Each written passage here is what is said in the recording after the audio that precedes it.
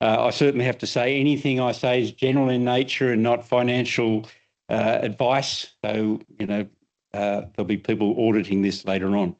Anyhow, Nina said ThirdLink Growth Fund has, so I'm going to say a bit of basics. So if you know this, if you're an existing investor, excuse me, but it might be useful for people who don't know it as well. So this is a fund I set up in 2008, which was a interesting time. It was right at the beginning of the global financial crisis. I didn't pick the timing very well. But it is survived, still going. It's about $170 million in size, something like that. And the whole idea of the fund from day one was to get a collection of managers underneath the fund. So this is a fund of funds. I have a fund underneath. I invest in other funds, trusted managers. And the idea was they'd waive their fee, and the fee my fund got up at the top would be given to charity. So that's basically what we've done for 17 years. And as Nina said, the fund has given over $24 million to charity, which is fantastic. And it really, apart from, I think it's a pretty good idea, but I'm biased, but it did pave the way for other similar type funds to follow in the listed market. So Jeff Wilson established a couple of funds called the Future Generation Funds, which have given away a lot of money. I'm also personally involved in a fund called Hearts and Minds Investments Limited, another style of fund where everybody does it for free and we give money away to medical research. So it paved the way for others to do it, which I think is fantastic. So my fund invests currently in 13 underlying Australian equity managers. So my fund is Australian Equity Fund. And in doing that, if people invest in my fund, it makes it very easy for them because they make a single investment and they get exposure to a lot of underlying managers. And it means the administration is really simple, one tax statement, you get distributions a couple of times a year, it all works well. But the key to why to do this that I thought would work, when I set it up, I did it because to start with, I wanted people to get a good investment experience. I always thought the charitable thing will work, providing people get a good investment experience. The fund has beaten the Australian share market, only just, but after fees, which have all gone to charity. So it's done that over its life, which has been fantastic. But the key I always thought was the underlying managers, two of which you're going to hear from tonight, generously agreed to waive not only their management fee, because I've got a management fee, but they're waiving theirs, so there's only one management fee, but they waived their performance fee. And if you've got a very good fund manager, normally the performance fees, I always hope they're getting paid lots of performance fees because it means the fund's doing really well. And but the rebating of those back to my fund, effectively no performance fees, means my fund should be a winner. So if you went out and invested in the same 13 funds as me, in the same proportion as me, you will do worse than ThirdLink over time. Yet, as I said, ThirdLink is all sort of a one-stop shop.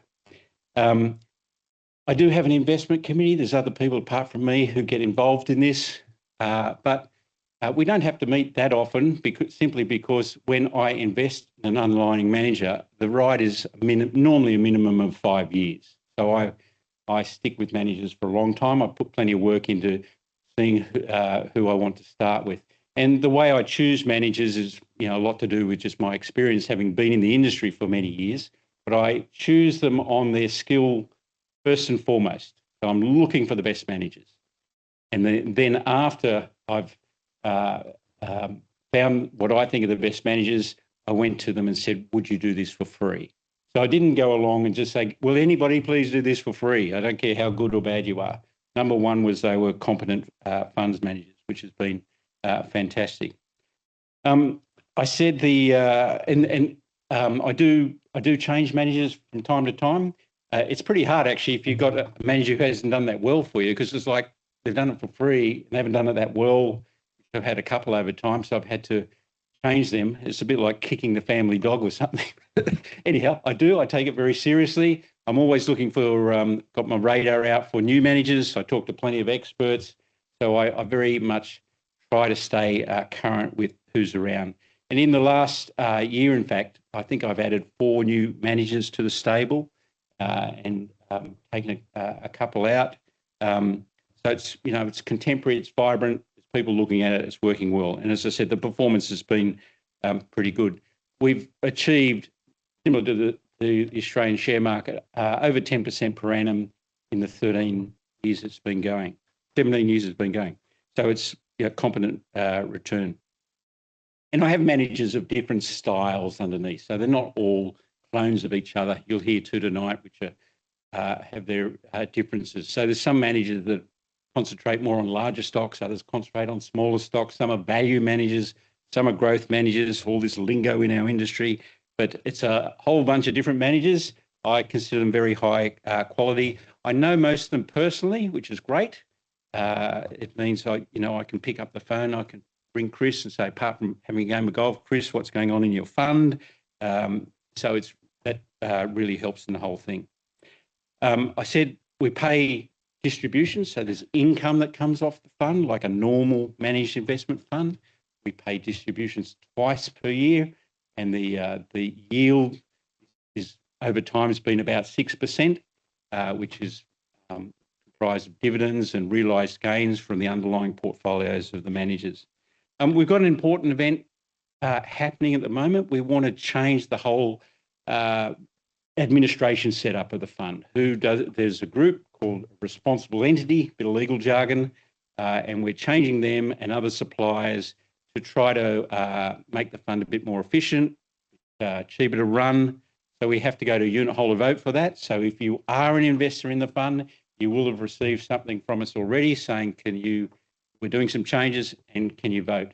And voting is really important because the wisdom of the lawmakers in this country, they made it very, very difficult to change this party called a responsible entity. We need more than 50% of all the unit holders, not just those voting, more than 50% of every unit holder by value to get across the line to vote in favour. So can I please encourage you, please vote, pick it out of the bin, tick the boxes, send it in, do whatever you got to do. It's pretty easy, and it's seamless too. You won't see, because we're changing administrators, you won't see changes on your end at all, other than we expect it to be more efficient going forward.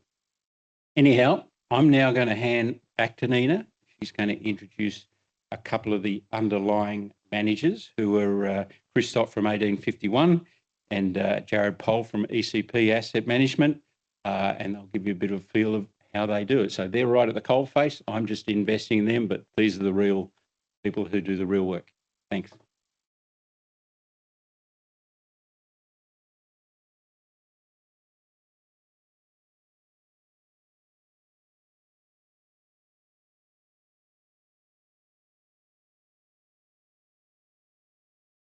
Chris, Jared? I might need some help from Andrew on microphone setups. Is this how it works? There we go. Okay. Chris and Jared, thank you so much for being here today. It's great to have you here. I think just to kick things off, to give the audience a bit of a flavour for how you invest, do you want to share a bit about yourselves and the origins of your funds? Jared, do you want to start? Sure. Well, welcome everyone. Thanks for the opportunity to speak.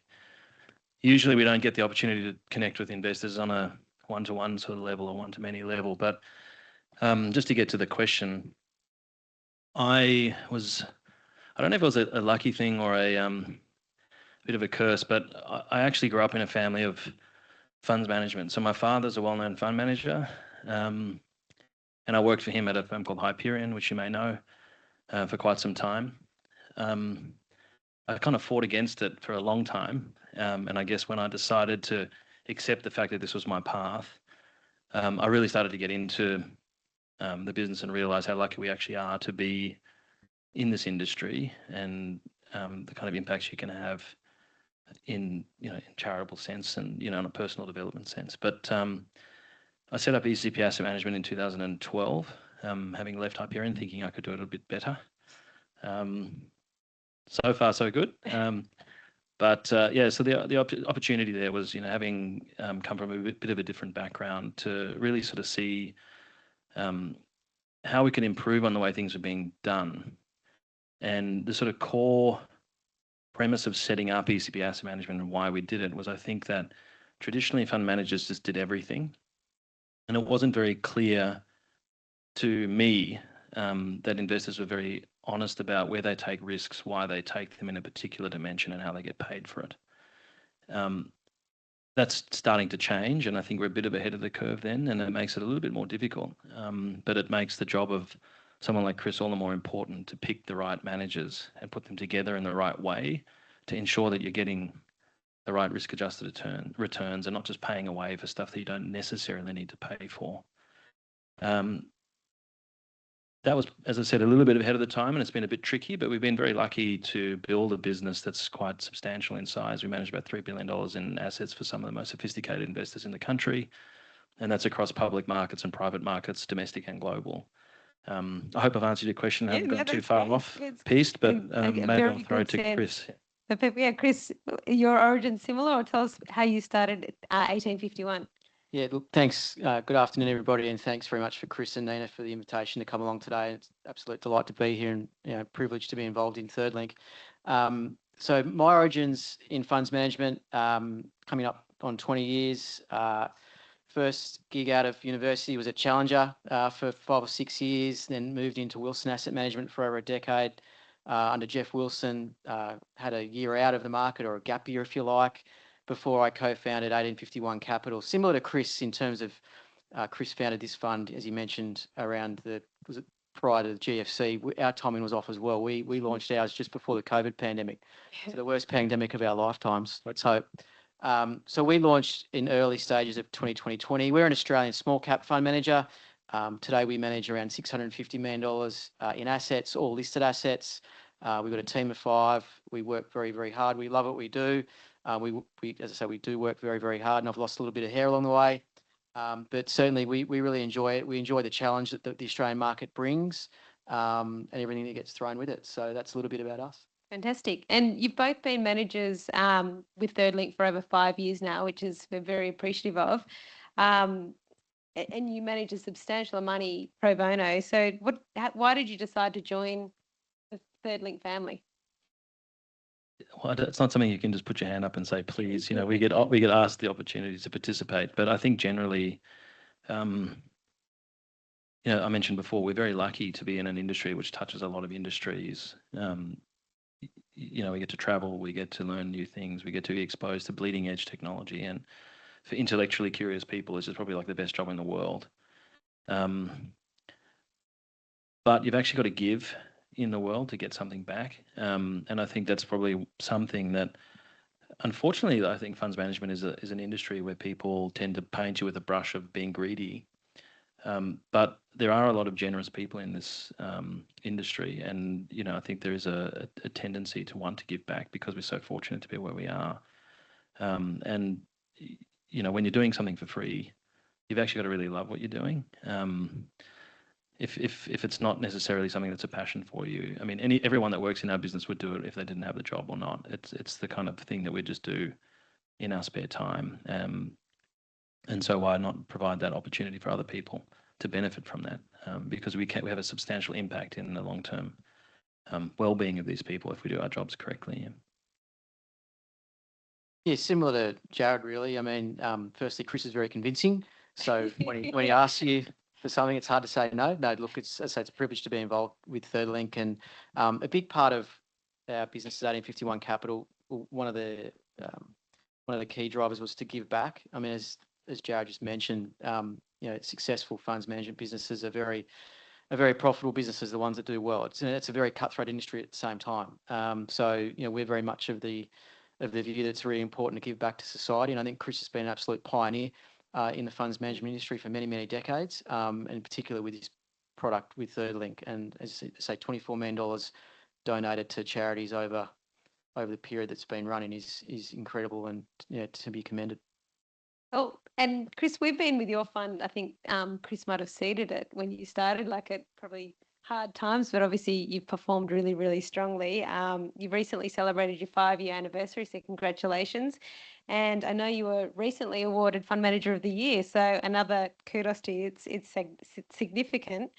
What do you think has underpinned your success of the fund and your outperformance? the people. Yeah, it's the team. So we've got a small team of 5. We've got an office here on Bligh Street here in Sydney.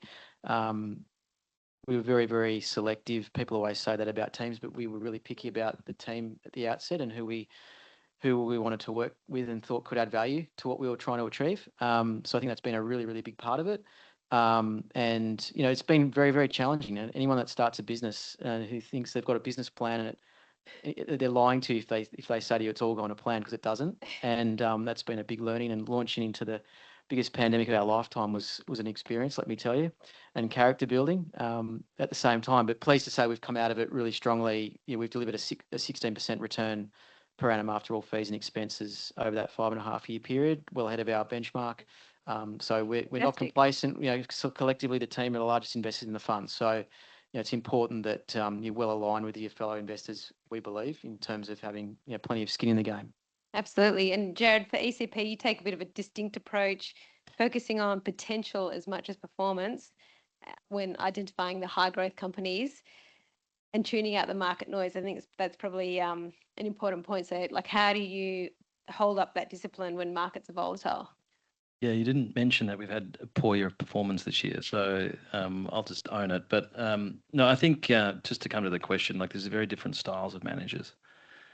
You've got those that are I'll call them low skill, high breadth managers. Doesn't mean that they're not good at what they do, but the signals don't translate very strongly to performance. And then you've got high skill, low breadth, so very high conviction managers, and we sit on this end, so it means we're very concentrated in what we do, and so the selection of assets is very important. But we're trying to pick very particular kinds of companies because we believe in our philosophy that there's a particular way that generates sustainable long-term wealth creation, and the most effective way to do that is through structural growth. So we're looking for a very narrow risk premium that we're sort of capturing, and it comes back to the original statement I made, where are we taking risk? We're trying to find the companies that people are misidentifying in their long-term growth potential. What it does mean, though, is that there's sometimes where things are out of favour, like growth can be very tricky. At the moment, we've had 2 idiosyncratic kind of drawdowns, but in the times of market volatility, it's really important for a fund manager to kind of stick to their knitting. In our case, we're very focused on growth and long-term structural growth. 2021, we had an interest rate raising environment, which is like kryptonite for growth managers. And so we had a really bad year, but we came out of it really strongly. The underlying values or fundamentals of this business was continuing to improve, and the risk premium just got cheaper. So we kept allocating towards that. Even though shorter term numbers were tough, we came out very strongly and have generated significant outperformance at that period. I'd like to say that it was a growth premium issue this year, but we've had a couple of things go against us, which we can go into if anyone wants to and ask questions. But the core point here is that we're looking for very particular things, and we keep allocating to them in a very consistent way. And we've demonstrated throughout history, and it's now 14, 15-year track record. In our small cap is 7% alpha over the bench. Our all caps around 4. So those are very strong numbers for longer periods of time. But it doesn't mean that the ride along the way is not so smooth. Sometimes it's pretty hair raising. But you've just got to have conviction in what you're doing, and you build a conviction in your process and your style over time. But it's definitely periods where you get tested. Yeah. Well, staying on the stock picking and the thematics, Chris, in the small cap space, it's often meaning uncovering hidden gems. So when you're evaluating a company, what makes you really lean in and say that this company has real growth or has real legs? What are you looking for from the companies? The perfect stock to us looks something like this. It's generally a smaller micro cap company, so somewhere in the realms of $300 to $500 million of market cap typically, with no other fund managers on the register. So there's no other institutional fund managers that own the stock as yet. It will generally be profitable, generating cash, likely have net cash on the balance sheet. Typically a big thing for us is we tend to avoid companies with high levels of debt, which sounds really simple, but typically what we've found over 20 years is the companies that have been our best performing companies have generally got net cash on the balance sheet, generated it organically. So that's been a really good filter for us over time. But the big one is going against the pack. And so it's sort of what Jared was talking about. Quite simply, and it's quite simple logic, I know, but if you've got 100 different fund managers out there you're competing with and you're looking at a stock, if 99 of them already own it and you're the only one that doesn't own it, so you've got one potential marginal buyer and 99 potential marginal sellers. So we're very, very big at analysing share registers and trying to be early buyers. And typically we're early sellers at the same time as well. We'll be selling when the fund managers arrive on the register and typically sell things a bit early. But that's how I'd quickly describe the ideal investment proposition in that small cap index. I think maybe where we're similar here is that we're kind of short momentum in the sense, right? That's probably if you've arrived from the moon as an investor, that's like the worst thing you can do generally, is like momentum's a very powerful signal. But what Chris has said, we're sort of similar in that case, is that we're very valuation sensitive. And so when, if it's Life 360 or, NVIDIA, these sorts of things that are getting away from their fundamentals, we tend to be very conscious about selling into that as well. But the selection of the assets really important at that point. And so, picking the right thing really makes sense there, but particularly if you're going to be selling when everyone else is buying it. Well, Jared, let's stand up for a second. What's a company in your growth fund that's actually been a standout performer recently? Having a look at the attribution, I think the biggest contributor to our performance year to date has been Megaport. So for those who are not familiar with networking as a service, Megaport are the largest NAS provider globally. So what they do is provide network connectivity it started out between data center to data center, but automatically. So if you remember, Amazon came out and decided to give everyone compute, so server infrastructure with a click of the button. Megaport have done the same for networking. Most people will be like, why does that even matter? Like, who cares really? But as we're starting to move through into the age of AI, as an example, it's becoming more and more important to be able to get access to server farms that have huge compute power and being able to push information in and pull it out in a very quick way. And traditionally being able to build connectivity to these data centers would have taken you months, for example, but with Megaport, you can do it in 60 seconds. This is a company we've owned for a very long time, and the company has evolved over time, but the kind of key things that we saw at the beginning were that, and this is kind of like the typical company we want to own, it's an enormous market that's global in nature, and there's decades of runway available for it to invest behind and grow. The incremental returns on capital are growing or extremely high. It's very capital light. It doesn't need to be profitable today, but in the future it does. And so Megaport have been attacking and kind of building their own new market, which is an enormous way to play the data center AI boom, but in a very capital light way.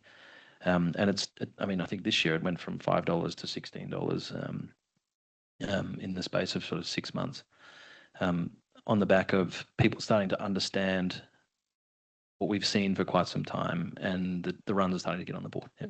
And Chris, what about you in the small cap space or smaller end? Have you got a stock that has been a standout performer for you? We have. It's been a really strong period for the small cap market in the last 6 months after probably 3 to 4 years of quite large underperformance relative to the large cap space. So we think that's now starting to turn in the last 6 months. So it's been quite easy to make money, quite frankly, in the last 6 months. Markets have been really buoyant, probably the strongest market we've seen since the pandemic, coming out of the pandemic. But one that's been a big contributor to our fund more recently is Zip Money. And we have been selling it more recently, I should say, as well. Full disclosure. So Zip Money in the buy now, pay later space, 80% of the business is in the US. And for whatever reason, the Australian market has led the US in that sector over the last 5 or 10 years, primarily with Nick Molinar's Afterpay. There was a huge success story here in Australia, and continues to be. But Zip is certainly getting some significant traction in that US market.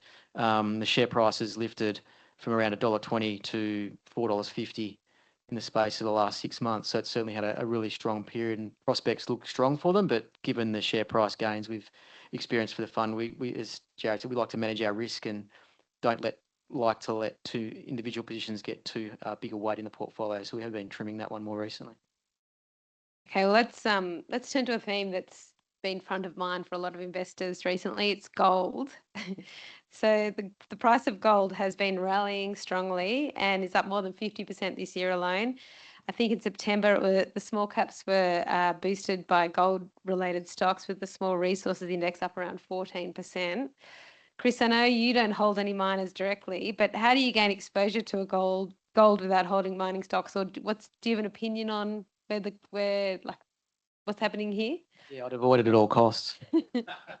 Don't go near it. Like, it's the biggest bubble I've seen in a few years, to be quite frank with you. You just got to look up Martin Place.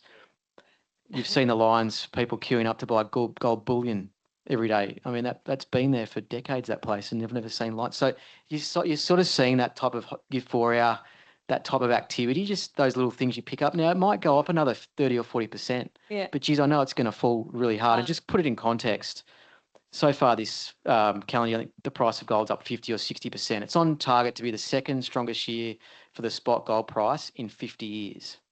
1979 was the best one. It was up 130%. Now, I remind people, we look at 1979, but in 1981, it was the worst year for the gold price. It fell 33%. So no one, we're fund managers. We do this every day. Yeah. No one's ever going to tell you when the peak of the gold price is going to be. Anyone who pretends to know is kidding themselves. All I know is we could see the signs. Yeah.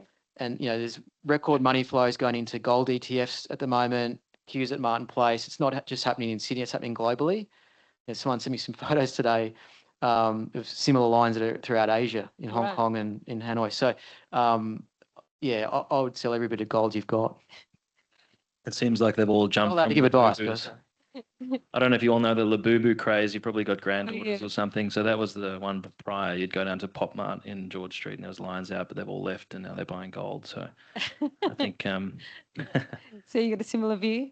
Take your money off the table. Yeah, I mean, I think we don't take risk on that macro sense. I couldn't really give you a reason for gold. All I know is that a lot of it sits in vaults and jewelry, and some of it's the marginal demand isn't really enough to move it. It's sort of animal spirits really that drive a lot of it through ETFs and a lot of the levered plays. But we have exposure to gold through Chrysos, which is a new assay technology, and they've just been signing up more and more agreements to process gold globally. And so we would rather have an exposure there through equity in a company that can grow predictably, that has a big market to run into and a competitive advantage in that space.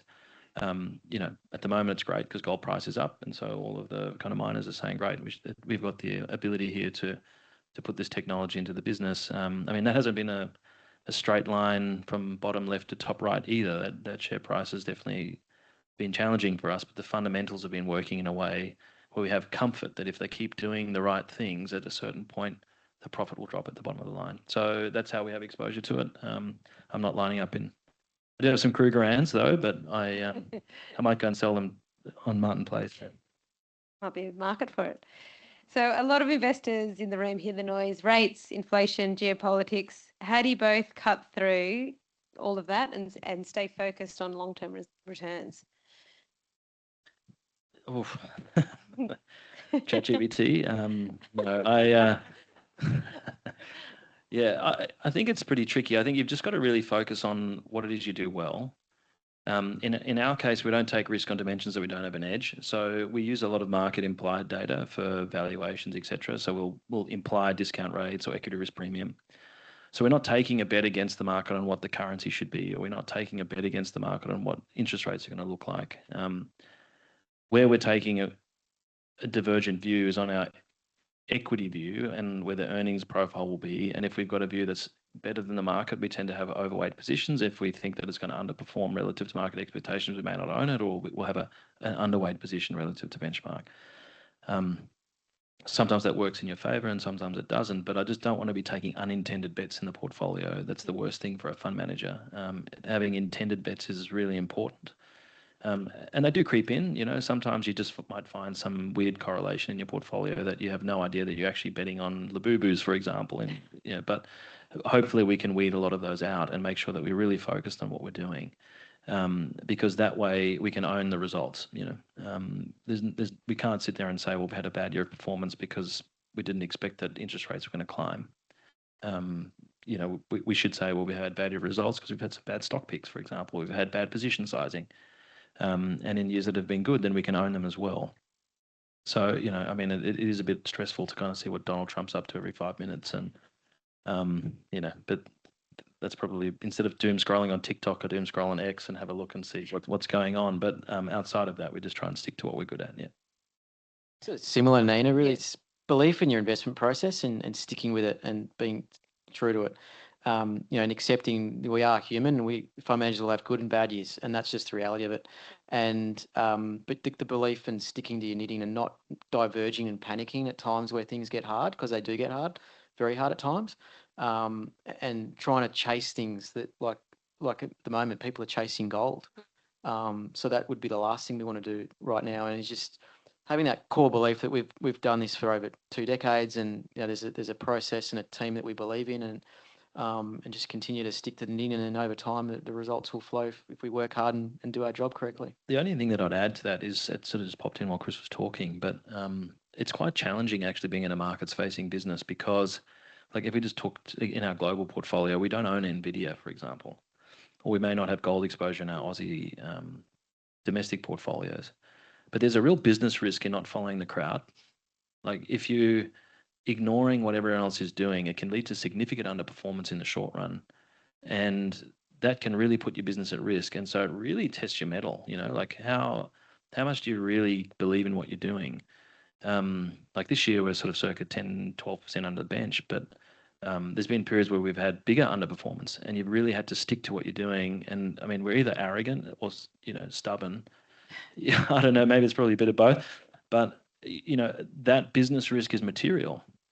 Clients can pull money very quickly, and so it's very important to articulate what you're doing, especially if you are sticking to a process and explaining it. I mean, obviously investors come and go as they would like, it's their money, but that's a real challenge for funds management, and at the moment it's getting more and more extreme in terms of the pressure you feel if you're not following the crowd particularly. But if you follow your process and you believe in it, and there is some intrinsic value there or a skill, like it tends to outperform over time. It's just, can your investors sit with you for that? Well, Chris, what do you think is the best piece of investment advice someone's ever given you, and does it still apply today? It was from Chris. You may not remember this. It was on the 7th hole at Pimble. He said, if you've got debt in your life, pay it off as quickly as you can. Yeah. And we've adapted that with our way we manage money, and try to stick with those companies that are cash rich. As we say, that if you've got no debt in the balance sheet, you can't go broke. Yeah. And in times of crisis, through the GFC, through COVID, those things really hold true. Yep. So that would be what I'd share today. Good advice. What about you, Jared? Any investment advice you've received? Oh, geez, there's so much. One that still is relatable today. Well, I think the best thing that I've ever been taught, so not necessarily like kind of a rule of thumb, but particularly as an investor, you've got to really find out who you are as an investor and what kind of person you are as an investor. And it's more of sort of a self-reflective thing. Like there's no point for me being a value investor. I just don't operate that way. I'm not looking for something at, fire sale prices. I'm more of an optimistic type of investor. And growth tends to suit my nature and what I'm looking for. So if you're very clear on who you are as a person and what works for you as an investor, that's probably the best thing that I could say. Like find fund managers that resonate with your personal style, or find because if you're expecting us to be, low drawdown, low volatility, low return, or returns that track a benchmark, you're not going to get that, and that just adds added stress to you. But if you're expecting long-term structural growth, and you understand that might be periods of underperformance, because that's the nature of who you are as a person, it's a much smoother ride. Your expectations have been set in the right way. So I think that implies for stocks as well. But it really is more of a know yourself first, and then kind of go from there. Well, to wrap up, I mean, we're all for active management, as you can tell. So if you had to give the audience one piece of advice about backing active managers today, what would it be? Oh, go for your life. I think, yeah, we're really in a tricky space at the moment with the rise of passive, I think, but there are some structural issues in the Aussie market particularly, which means that there may be some underperformance for active management, but there will be big corrections. Like I think the intrinsic risks or the systematic risks that are building in an index at the moment are so significant. And unfortunately, the correlations get stronger and stronger. I mean, who would have thought the CBA would have been 30 times earnings? Yeah. It's a bloody bank, like. So But the problem is the structural flows are continuing to march on, and until there's some sort of regulatory change to sort of get people to think more about absolute risk than relative risk, I don't think it's going to change. But when it does change, it's going to be a big problem.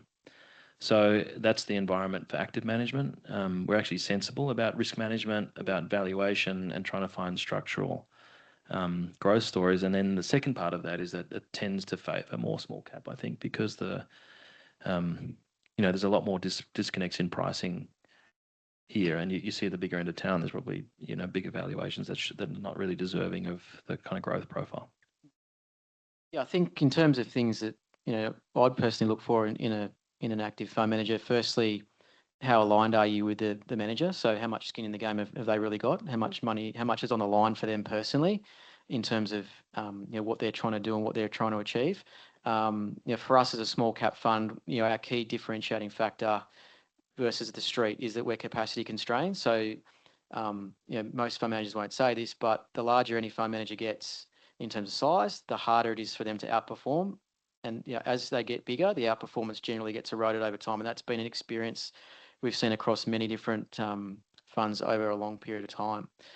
So also you typically see fund managers come out of the gates, do really well early on. Can they sustain it over time? Are they deviating from their core where they've started? Are they trying to do things that they're quite new at, that don't have necessarily great level of experience in? So that'd be some of the things that, for me personally, I would consider when analysing an active fund manager, because it is very competitive out there, and certainly it will remain that way in our view for a long period to come. Chris, Jared, really appreciate you taking the time today, not only investing for us, but for sharing your thoughts. So please join me in thanking. Thank you. Conscious of time, so I'll get Chris and Andrew to come up if that's okay. And if any investors have any questions, I know Chris has got to run, but Jared will be around and his stuff will be here.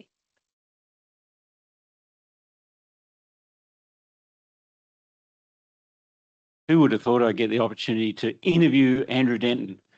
He actually, for everybody in this room, I think he's old enough to know Andrew is quite a famous broadcaster and storyteller.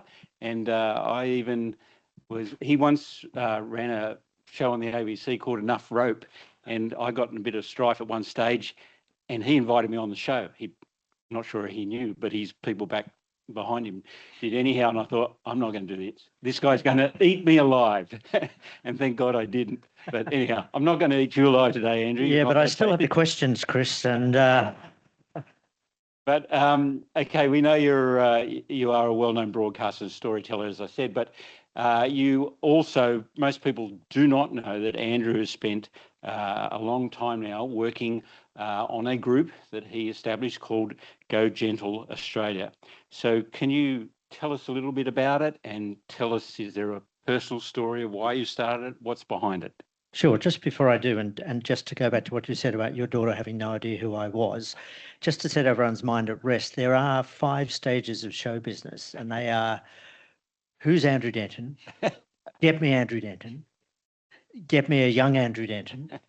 Get me someone like Andrew Denton, and then who's Andrew Denton? I'm back at stage 5, so... Boom, boom. Okay, so Go Gentle. So, and in case people are completely unprepared for this conversation, what we're going to be talking about is end of life and dying and death, which, according to statistics, happens to 100% of us. So back in 1997, I was 37, and I watched my dad die in our local hospital painfully over 3 days. And it was a very traumatizing thing for my sisters and my mum. In fact, we never spoke about it for 20 years, never spoke about it with our mum, because when you're in, the hospital was doing their best, but their best wasn't good enough. And you're in the hands of people who you think are the professionals at the end of life, and you're a complete amateur and you don't know what to ask, and you walk away going, well, that was terrible, and I guess that's how it goes. And then many years later, when I had taken a break from my media career, I read an article in an Australian magazine, a Dutch woman who lived in Australia. In the Netherlands, they have laws for what they call euthanasia, to assist people to die.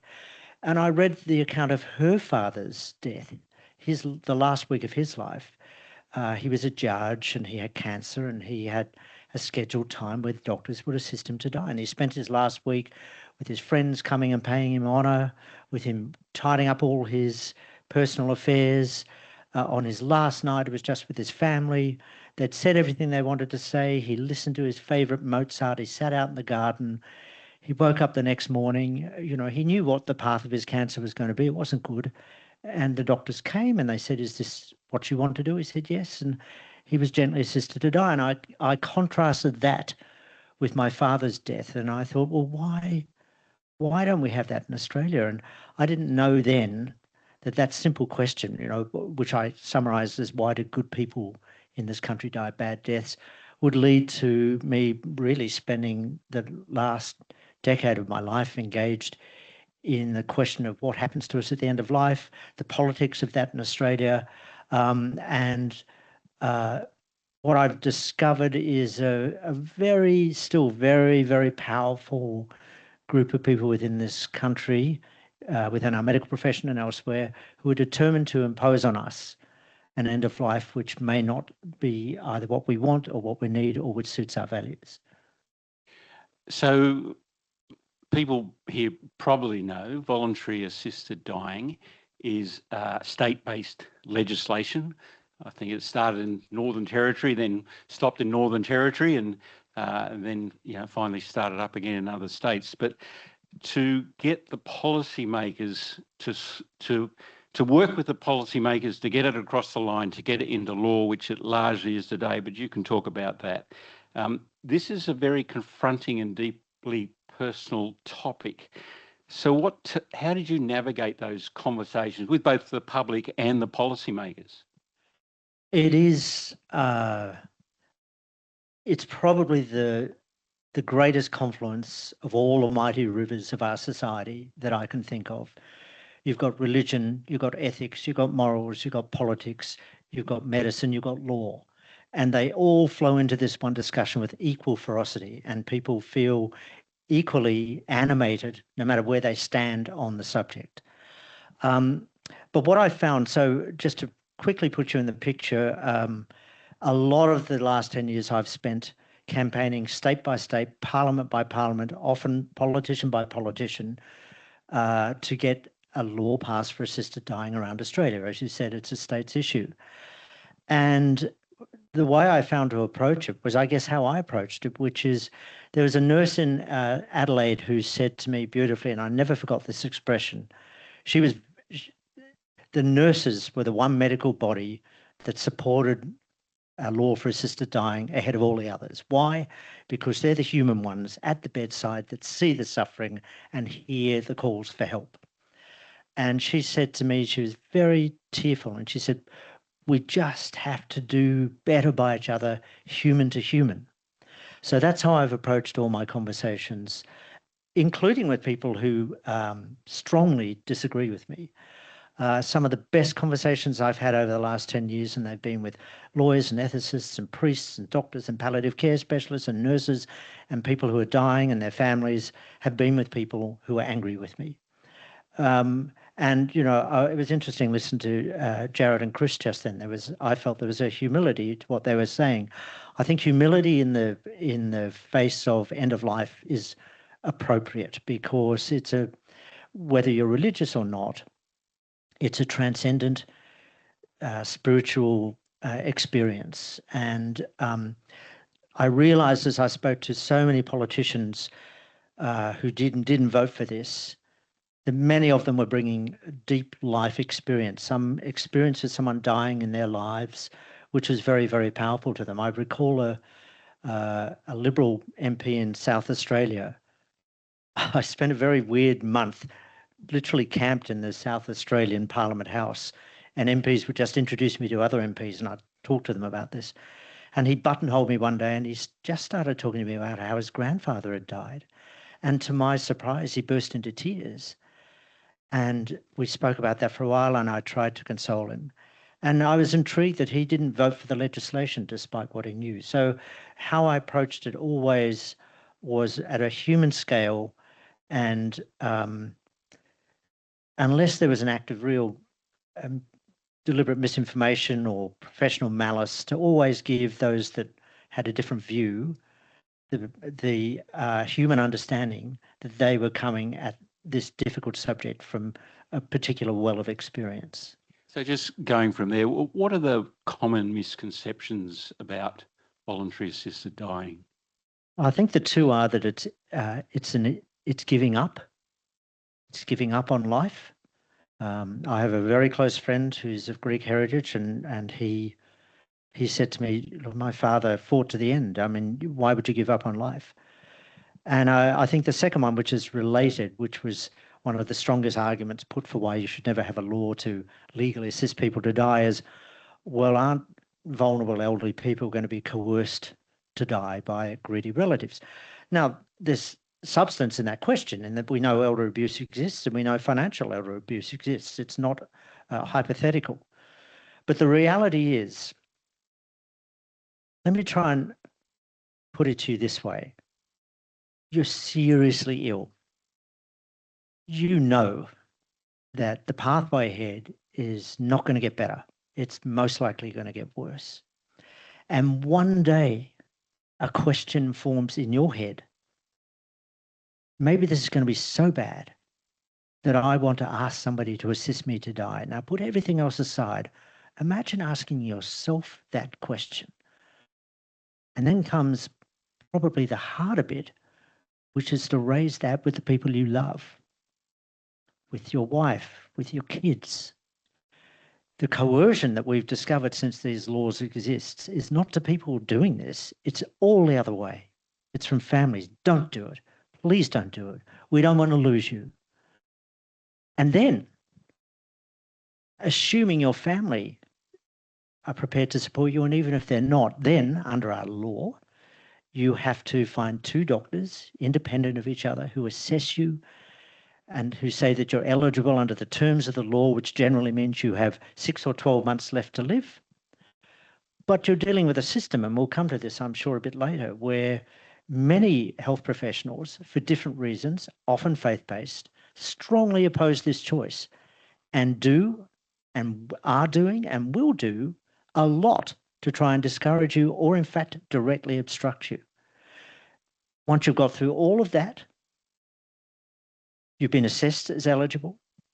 You have to find witnesses to attest that, yes, this is your conscious wish, your competent wish. So you have to ask people who aren't your family, who aren't beneficiaries, will you please come and witness this document that I want to be assisted to die? That's a hard question.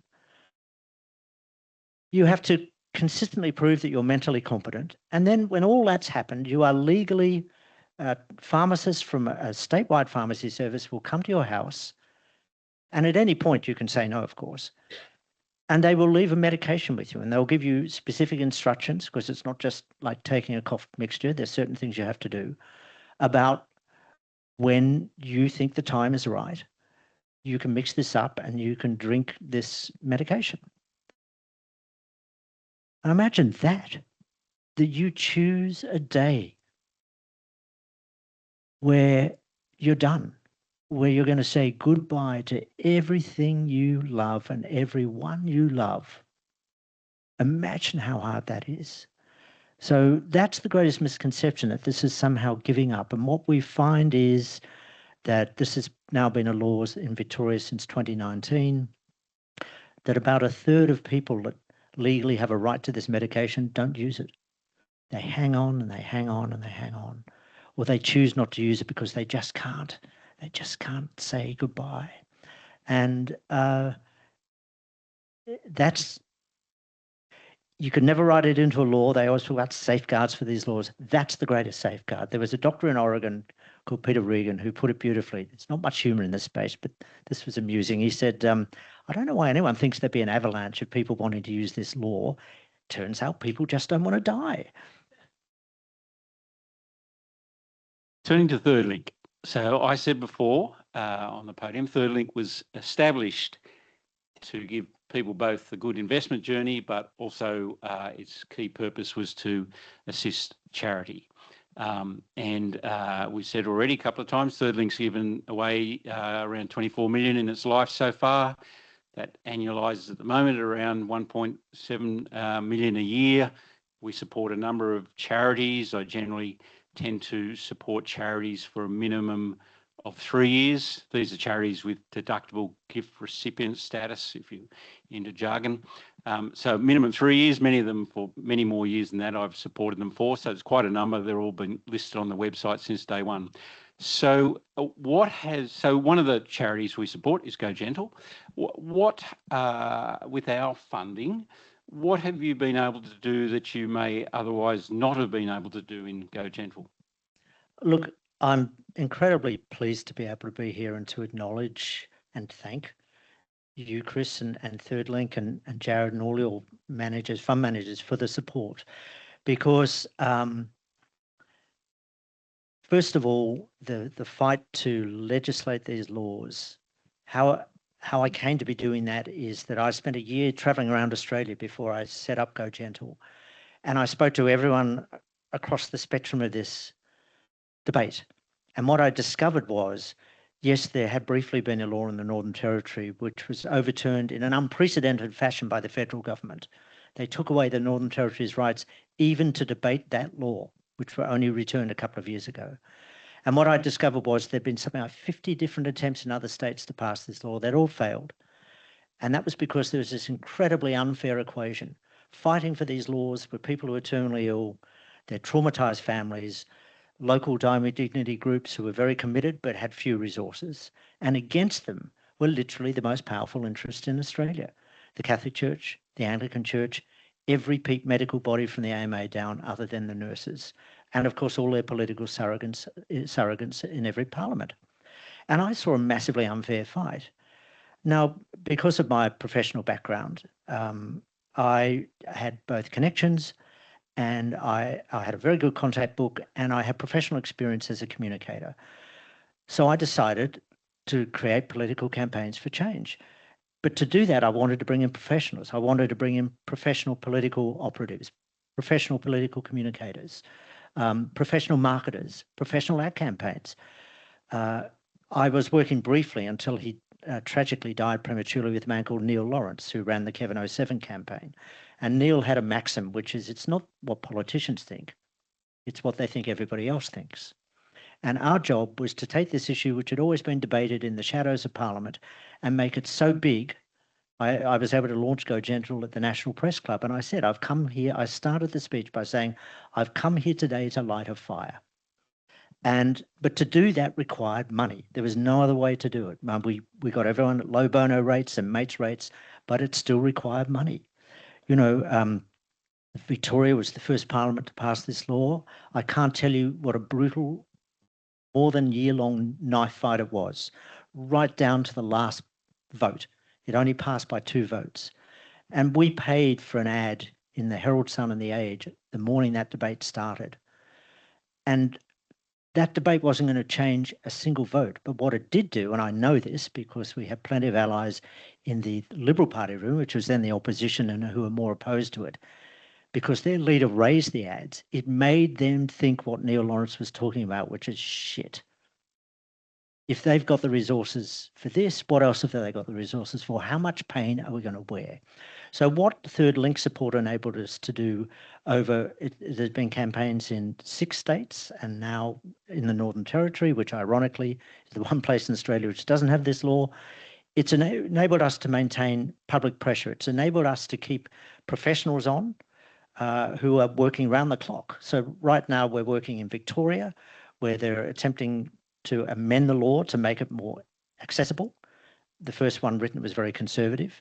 We're working here in New South Wales, where just last week, a parliamentarian in the upper house, to our surprise, not surprisingly directly connected to the Catholic Church, has put forward an amendment to New South Wales laws to make it harder and harder for people in residential aged care facilities to access this choice. And we're working in the Northern Territory to try and make sure that they have their own legislation. So this is not something that can be done on an ad hoc or part-time basis. We've spent a fair bit of this year putting together and have recently published a comprehensive report about residential aged care facilities around Australia and how closely they are adhering to the VAD laws in their states. And let me tell you, the failure rate is in most states well over 60% of people not in compliance with the law. We are continually collecting stories, and this will be our focus for next year, about people who have been treated appallingly because this is their choice. Just yesterday, I heard of a woman in Victoria who wanted this as her legal choice, and the aged care facility she's in put her on suicide watch, traumatising her. In Victoria, I know of somebody whose mother did use this choice, and the local palliative care people refused to come round and certify her body. There are worse stories than this. So what we're seeing is, if you think of passing the legislation as winning a war, which is what it was, then what we're seeing is quite a considerable and focused insurgency against that law. And when it passed here in the New South Wales Parliament, there was a senior Labor MLC called Greg Donnelly, who is strongly associated with the Catholic Church. And by the way, this is not a question about people's faith. This is a question about faith as politics. And when it became clear to him that the New South Wales Parliament was going to pass this law, he stood up in Parliament and read into the record a quote from a Catholic theologian and philosopher, basically saying, do not follow this law. If this is your faith, you must not follow this law. So we had a lawmaker standing up in your Parliament saying, encouraging people not to follow a law that the Parliament was passing. So there's a lot of work still to do, and it requires focus and commitment and professionals.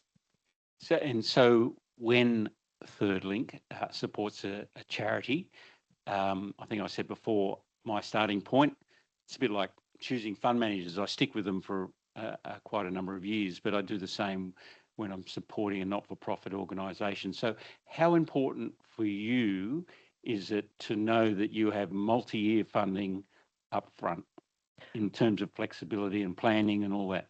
Crucial. And again, without wishing to blow smoke, you in particular, Chris, your active and long-term support has made a very big difference to us, because we chose the strategy of trying this level of support rather than public fundraising and charity dinners and so on, because you end up spending so much time trying to keep that wheel spinning that you spend less and less time on what is your core work.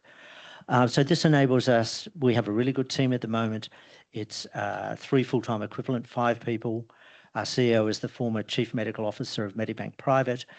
It enables us to actually plan 2 or 3 years in advance. So that project for next year about obstruction, which we'll release nationally. Our first national VAD report was launched by the Federal Health Minister in Parliament House. So we have the year of people in power. That's going to take us about a year to put together. And it's going to take a lot of work. And we also will have to consider our legal position, because we're going to be taking on some very powerful institutions. So it's not something we can do quickly, and it's not something we can do without great care. So to know that we have funding locked in makes a huge difference, not just to our ability to operate, but to our mindset. We can focus on what's important. I'll tell you a quick funny story. Give my chance. So when I first met Andrew, I was invited to the boardroom of UBS, big investment bank in the world, but the boardroom in Australia. And the boss of UBS in Australia at the time was Matthew Grounds, and his offsider, his various offsiders were there. And they'd organised a lunch to really help Go Gentle, because nobody knew about Go Gentle then. So there was a table of about 20, 25 people, all probably considered high net worth people. And I remember I was seated on Andrew's right, and particular gentleman was on Andrew's left. Anyhow, Andrew gave a very inspiring speech, and there was a lot of sort of, at times, pregnant pause. Like I thought, well, surely somebody's going to say, yeah, we'll support that. Anyhow, I thought, oh, well, I'll do the right thing. Andrew, I will support your organisation to the tune of X dollars. It was significant quite significant, and I'll do that for 3 years. That adds up to a big number, but I'll only do it on the condition that that fellow on your left does the same. And he was much more wealthier and probably better known, and I think he thought, shit, what's happened? But he couldn't say no because there was 20 people around the table watching him. It was, and there's a lovely postscript to that. It was a brilliant thing that Chris did, because he did say, yeah, I'll match you. And then when the lunch was over, he came up to me and said, how much did I say I'd match it for? Have a lot to thank you for, Chris. Anyhow, And he's still a supporter of ours. Join me in thanking Andrew and for sharing the information on Go Gentle Australia. Thank you, Chris. Thank you very much.